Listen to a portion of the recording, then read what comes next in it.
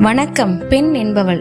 கவிஞர் ஜெயபாஸ்கரனின் கவிதை தொகுப்பு மகள் இருந்த வீடு. கவிதை அட்சதை அரிசி. தேர்வுகளில் நீ முதல் மதிப்பெண் வாங்கி இருக்கிறாய் என்று தெரு தெருவாய் தேடி போய் சொல்லிவிட்டு வந்தேன். அப்படியா என்று புன்னகைத்து அமைதியாய் கேட்டுக்கொண்டார்கள்.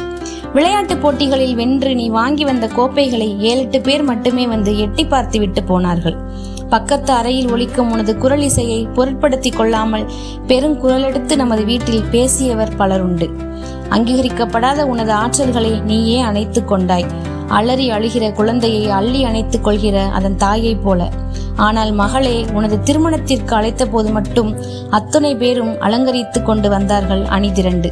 கெட்டி மேளத்தின் போது அச்சதை அரிசியை மட்டும் வலிமை கொண்ட உன் மீது வீசி அடித்து வாழ்த்தினார்கள். உன்னை போன்ற பெண்களின் ஆற்றல்களில் மகிழ்ந்து வாழ்த்தி வீசுவதற்கான அச்சதை அரிசிகள் கிடைப்பதுதான் இங்கு அரிதினும் அரிதாக இருக்கிறது மகளே. அறிவுக்கு அச்சதை அவசியம் இல்லையா?